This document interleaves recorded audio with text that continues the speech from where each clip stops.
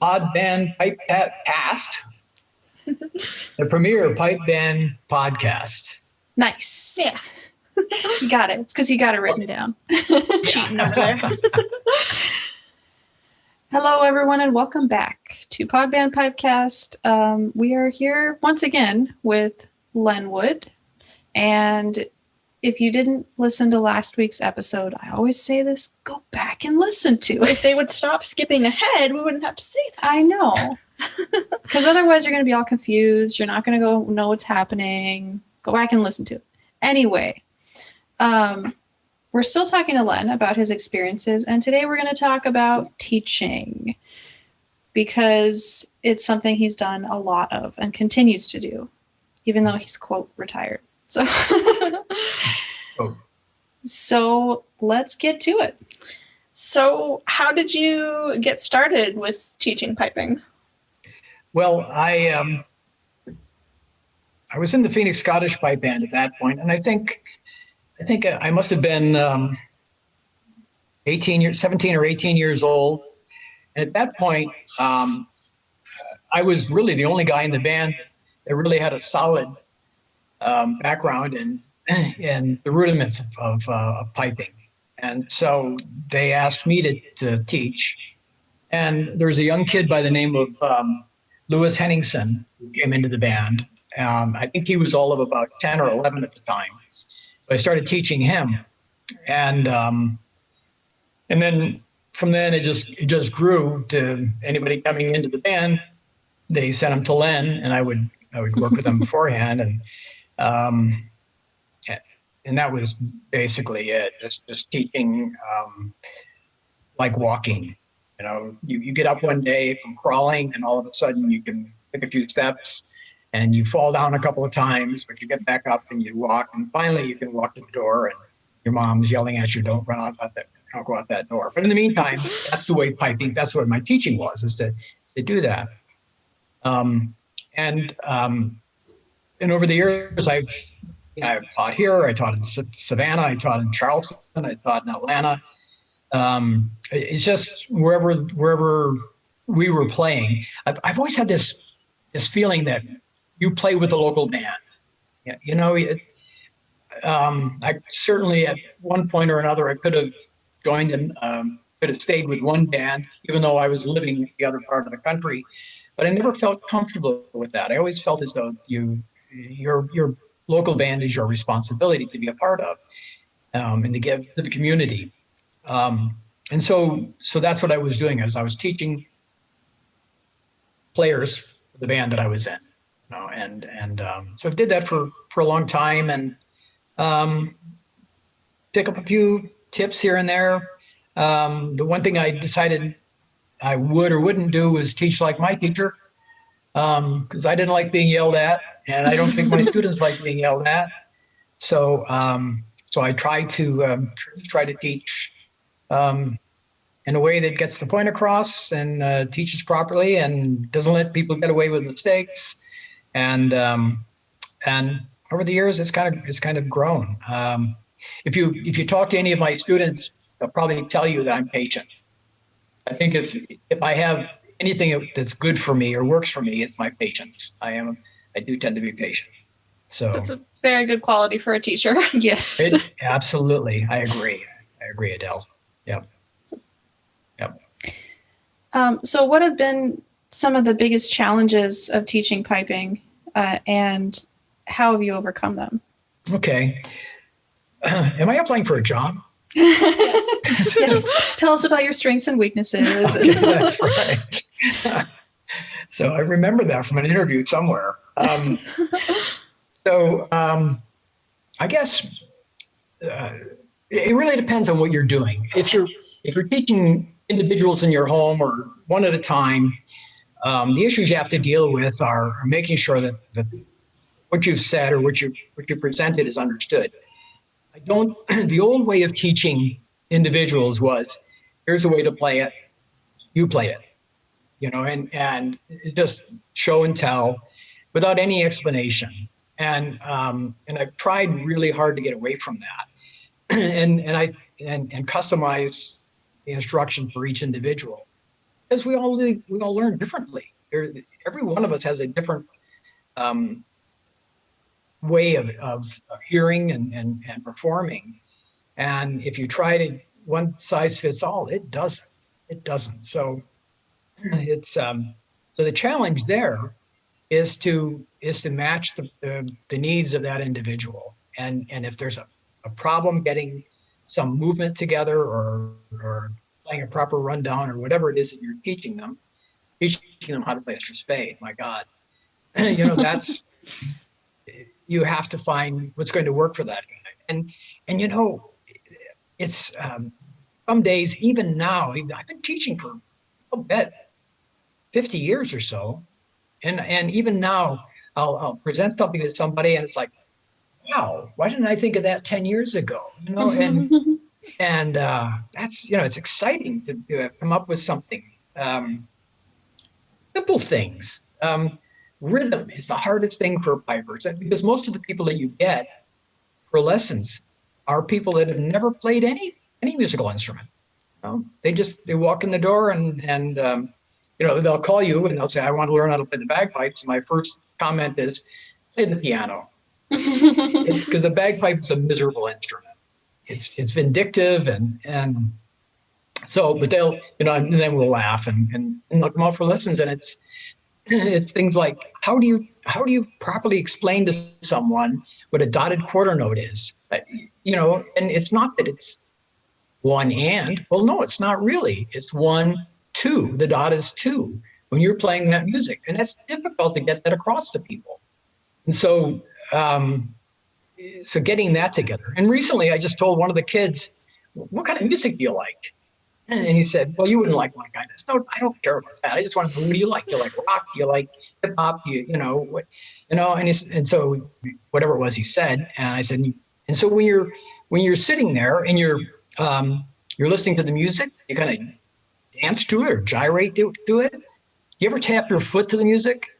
Yeah, that's the beat. That's the beat. That's what you want to work for, is find the beat in the music. And it's just like listening to that piece of rock and roll. You tap your foot. That's where you want to tap your foot when you're playing pipe music. Okay? Here's the beat. Here's the quarter notes. And here's the sections. Our music's lovely because it's not really complicated. And if it's a 3/4, there's a grouping right here, and right here. That's simple. Each one of those is really a quarter. Think of it that way. So that's probably the hardest thing for individuals. When you're teaching a group, the biggest single issue is everybody's learning at their own speed. And we tried to set up we did set up the Scottsdale Police and Fire Department's pipe band. My God, it had to be 15 years ago.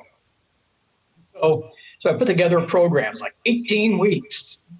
Here you are. You can play bagpipes in 18 weeks. And so I built a book with 18 lessons in it. And I presented this to 20 some people who wanted to play bagpipes. And it didn't work.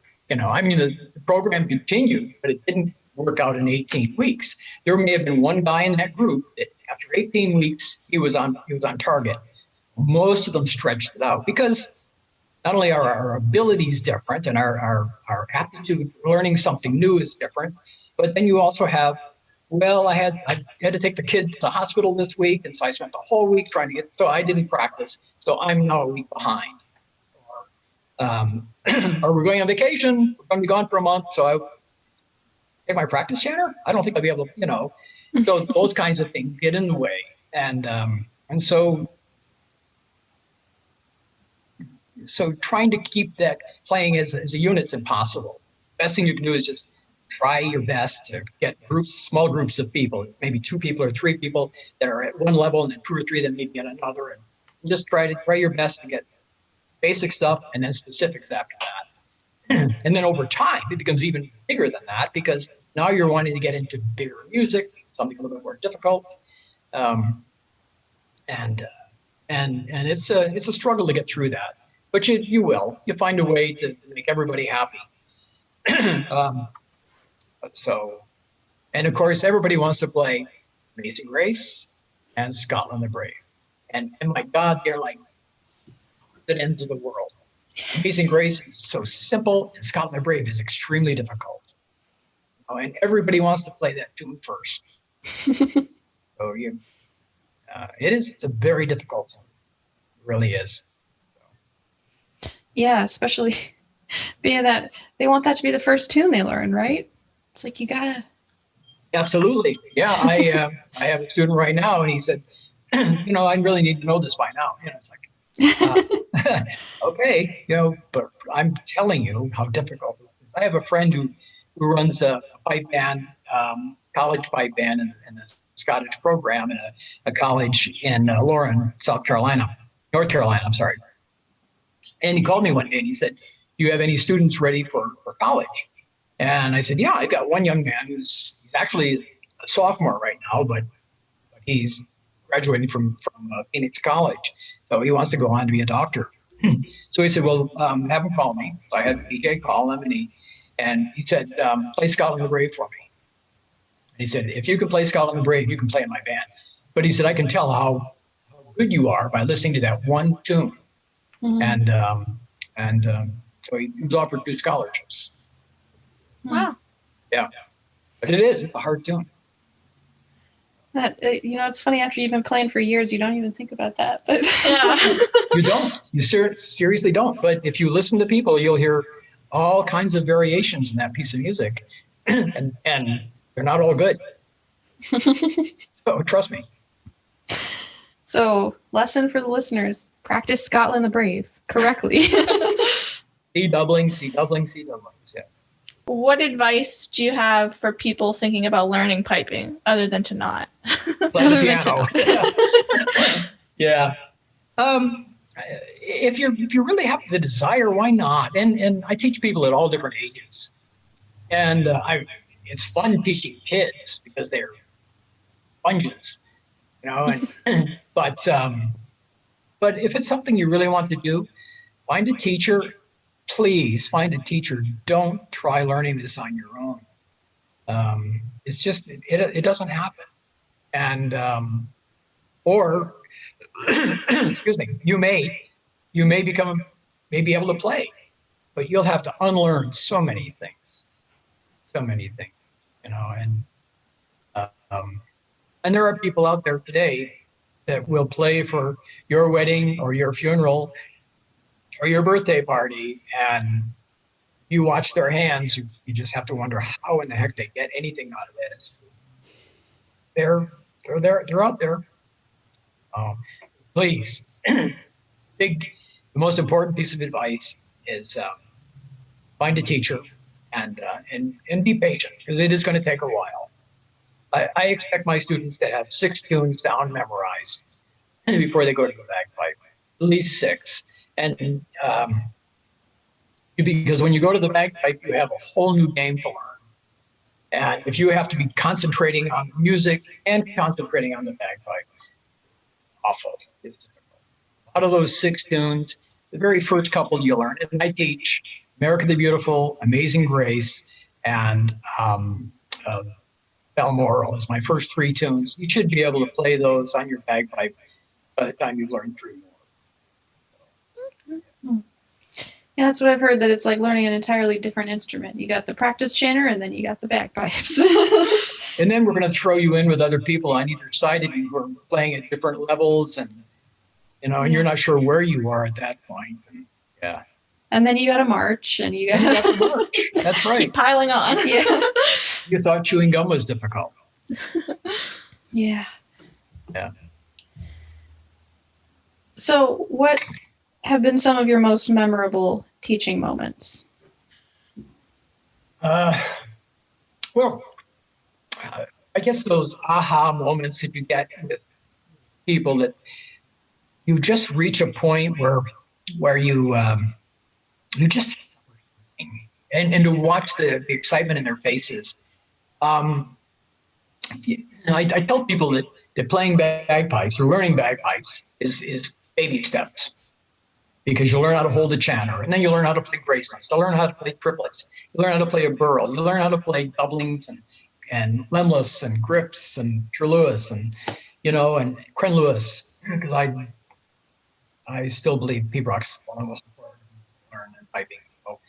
But you learn those things, and then you learn to combine them to make the next movement, and it's just do this first, do this second, and you get to the point where you're okay, and then you start to work with tunes, combinations of these things in tunes, and then somebody's struggling, they're at a plateau, and then all of a sudden, the next time you listen to them, they've got it. And that's exciting. That's exciting for someone to be able to just reach that point where, I can play that tune. Or now that, I can play that movement without the difficulty. And to be able to say, boy, those burls are really sounding nice. And, the guy sits up a little stronger, a little straighter. Those are good moments. That first student of mine, Louis Henningson, I saw him in Savannah about 3 years ago. I had gone back for something. And he showed me a medal that he had won in Scotland in Pibroch. It's pretty neat. Pretty neat to see that, and watch your students go up and win prizes, even in small contests. So I have to ask, is that the same Lou Henningsen that's the brother of Mike Henningsen? No, Mike Henningsen is the brother of Louis Henningsen. So is that the same? I was like, does not compute. Well, it does for me because Michael's younger and he came into the band later. Okay. To play drums. So yes. But yes, they are related. They're brothers, yes. Yes. Well, that's funny because I just sound like I'm self-promoting to all of our listeners all the time, but that's okay. It is okay. So Mike Henningsen played snare drum for a number of years and still plays snare drum for a number of years in Virginia. And he was on the show last year at one point. And he was talking about a lot of his historical reenactment sort of stuff that he does. So if you haven't listened to those episodes, go back and listen to them. I sound like a broken record now, but just we're making connections all over the place. Yeah. So, and I brought Michael down to Savannah when we were forming our band and had him instruct our tenor drummers, and probably snare as well, but definitely tenor drummers. And he married one of them. So, yep. So that it's all connected. It is. It's all connected. That's right. Yeah. Funny. Yeah. Well, anyway. So we talked about memorable teaching moments. Just in general, over your whole pipe band career, what are some of your most memorable experiences there? In teaching? Just in general. In pipe in band. general? Yeah. Yeah, I think, as I said in the last episode, are they episodes or are they? They're episodes. Yeah. They're episodes, okay, yeah. During the last episode, you may remember, we started a band in Savannah, and Kathy and I taught everybody. I mean, if you took lessons in the band, you took them from us in our living room. I think pulling that together from nowhere, and that was pretty memorable to be able to get those people from 70. We moved there in 76. We probably started teaching sometime in early 77, and by 82, 83, we were winning contests in Florida. Mm-hmm. So that's pretty memorable, I think. I think you would say that is. That's probably, it's certainly one of the highlights for me to be a proud moment. I remember calling this lady in the newspaper, the Savannah, whatever it's called, newspaper, and telling her that we had just gone to Orlando and we won Central Florida Championship, and sent her a picture, and she put this in the newspaper, and then we played someplace else, and I called her and I said, we just won this in Jacksonville, and then and finally she said, I can't keep doing this. Stop winning. But Yeah, that's right. Stop winning. We can't do this anymore. So, but that was pretty neat. Yeah. Last question. Okay. What are you most looking forward to about pipe band in the next couple of years? Well, gosh, pipe band. I'm not sure. I'll continue to work with the Phoenix Pipe Band and do whatever I can to help them. You do know that we changed the name. We changed from Phoenix Scottish to Phoenix Pipe Band, and we just did that because we were playing a lot of Irish music. We played some music from Brittany, a couple of pieces from Canada. We felt that it was more encompassing. It was more inviting to all the groups to be able to call the Phoenix Pipe Band. So, but I want to continue to help that way.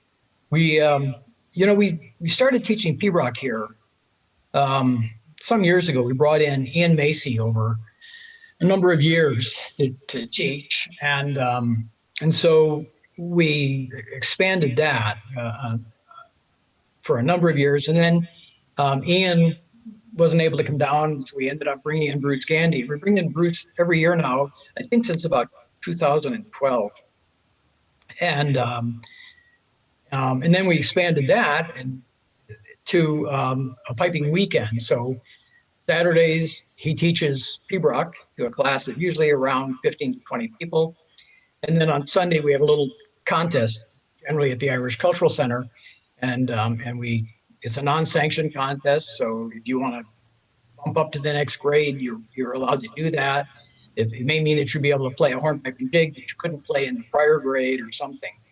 And so that's grown. That continues to grow, and I want to see more of that. This past year, we set up we started something. Kathy died in 2008, and after she died, a book that she and a friend wrote was published. And so I took all the royalties from the book, put it in an account, and have been giving away scholarships to piping schools, and then money to whatever other functions might come up, bringing teachers in and things. And so this past year we set up a 501c3, and it's the Kathy Chappie Wood Piping Foundation. And we're going to continue giving scholarships and to piping and drumming. So if you guys want to go somewhere or do something, there's money there. Just let me know. And then my goal is to be bringing in some more people to give performances, better performances. And when I was in Lorient the last time, one of the top players of small pipes and Ellen pipes, the name escapes me. I'm really embarrassed. I hope he's not catching these podcasts. But anyway, he was in front of me in line and going back to the scullery to drop off our dishes. And he dropped the dish on the floor and it's, broke up into pieces. And I tapped him on the shoulder and I said, "You've got the best hands in the house." And he laughed and he said, "Yeah, I dropped the plate." So my goal is to bring him and a few other people into the city and to be giving performance. So, but that's kind of where we're going with that. I don't know, more and more of that stuff. I've put on workshops in a lot of places, and I'd like to see even more of it now that we have a good bit of money in that. So it'd be nice to have more and more people. So that's kind of where I'm going. Don't intend to die on the field, that's for sure. Yeah. No, I think that's it's exciting because, I think once we all can start doing things again after the pandemic is kind of calmed down, everyone's going to be all about like, what can we do? Where can we go? What schools can we attend, or performances or whatever, It's going to be Absolutely. an exciting time. It'll be exciting, and it'll be the right thing. And it'll be to be promoting the art and to be promoting the culture, and by reaching out and learning some new things from other places and other people. That's one of the things that Lewis commented on Facebook a couple of years ago. That someone had sent out a note and it said, "Who was your favorite music teacher and what did you get from him?" And he wrote, gave them my name, and he said, but it wasn't just that he taught me, but that he introduced me to other players and other teachers, and that's what I'd like to do. Yeah. Yeah. Well, good. This was another way of doing that too. If you didn't know Len already, well, now you do. I've learned a few things about myself today. Good. Yeah. Thank you again for being on the show. This was a lot of really good stuff here and interesting. And like we were saying on the break here before we started this next episode, it was kind of piecing together all the stories of the local pipe band history. So, well, thank you for having me. It's been a real pleasure. And I wish you much success for this. It's a great idea. I'm real proud of you guys for doing it. Thank you. It's been fun for sure because, can't do anything else during the pandemic. So just get people together to talk about pipe band. Together virtually. Yeah, so, not really together. Not actually together. But yeah. Well, thank you again. And everyone who's listening, we hope you enjoyed the past couple episodes with Len. Let us know what you thought. And we'll see you for something else. We don't know what yet, but something else next week. So bye. Bye. Thanks for listening, everyone. If you enjoyed this show, then support us on Patreon for exclusive content as well as the video of us recording this. We'll have special exercises we'll be writing as well as tips and tricks with tenor drumming and other instruments to come. Subscribe to us on YouTube for some tenor tutorials and possibly other tutorials later on. And like us on Facebook at Podband Pipecast.